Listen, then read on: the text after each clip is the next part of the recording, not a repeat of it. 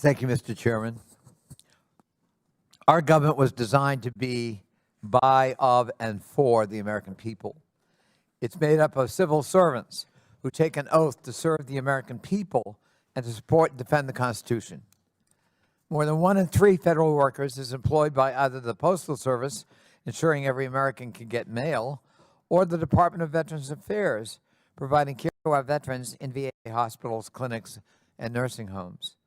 Almost 1 in 3 federal workers is a veteran, and more than 85% live outside the D.C. metropolitan area across every state and serving every community in America.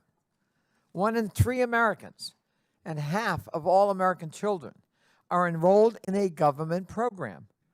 Our government provides the support these Americans are counting on, including Social Security, Medicare, Medicaid, SNAP, Head Start, the National School Lunch Program.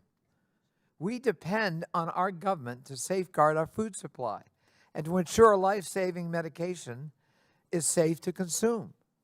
We depend on our government to provide alerts about extreme weather through the National Weather Service, which you know all too well from the tornado that devastated your community, Mr. Chairman, a few years ago.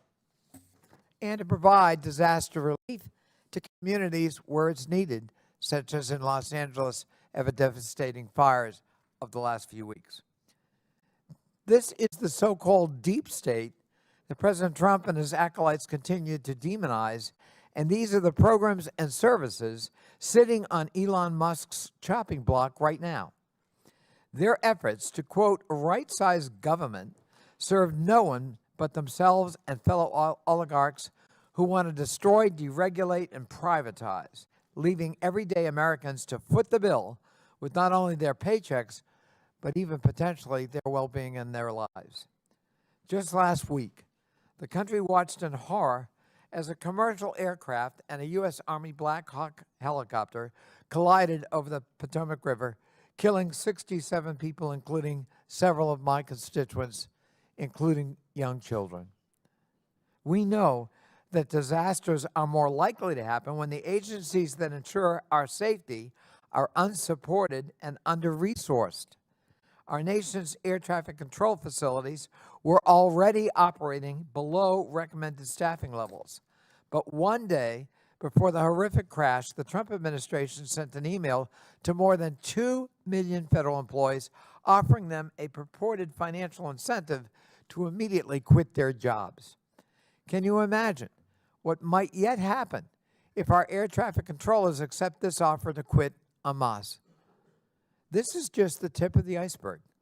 In its first 2 weeks, the Trump administration has ordered a hiring freeze on all federal civilian positions, ordered all federal employees back to the office full-time, unless, of course, you take their early retirement offer, and then you don't have to come to work for 8 months.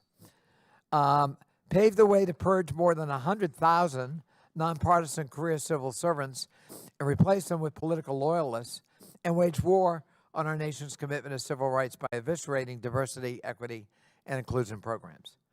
The new administration also ordered the politicization of the senior executive service, forced employees to surveil and report on colleagues, and fired the Democratic commissioners of the National Labor Relations Board and the Equal Opportunity Commission. They administered loyalty tests to career civil servants at the National Security Council, granted security clearances to incoming White House officials without vetting, reportedly violated cybersecurity procurement and privacy laws by recklessly handing federal systems and data, and attempted a late-night purge of 17 nonpartisan inspectors general, a brazenly illegal act that will only provide cover for the corruption that inevitably will ensue. The Trump administration also ordered a freeze of federal grants, loans, and other financial assistance programs immediately after the funding freeze was issued. Medicaid and Head Start reported disruptions, and some of FEMA's online portals were cut off.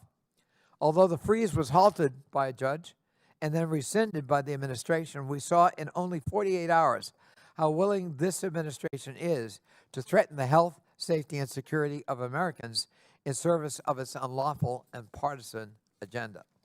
If these initiatives sound familiar, it's because So many of them are ripped right out of the Project 2025 playbook. Remember that deeply unpopular tone that President Trump, as candidate Trump, desperately tried to distance himself from during the campaign. Many of these executive orders mirror Project 2025 proposals, and at least 4 prominent 2025 authors now have top positions in the administration. Trump's disavowal of Project 2025 was just part of the con. President Trump and Elon Musk are using a wrecking ball to systematically dismember the government piece by piece. The American people deserve better, and we in Congress have a constitutional duty to uphold the laws that we created. We must protect the government, workers, programs, and services that the future of this country depends on, and stop an unconstitutional assault on the government. Mr. Chairman, you correctly cited the role of Elon Musk. It's a puzzling role for many people, certainly on this side of the aisle, and I think for some on yours.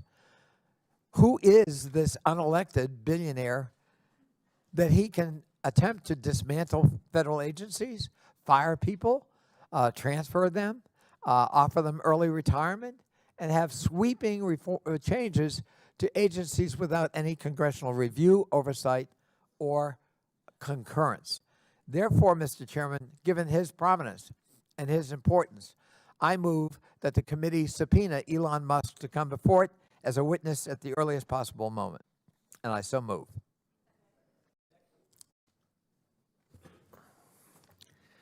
There's been a motion and second. The motion is not debatable.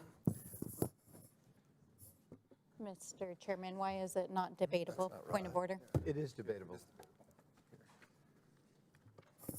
Mr. Chair, I strike the last word. Hold on. Mr. Chairman. We're going to table the motion.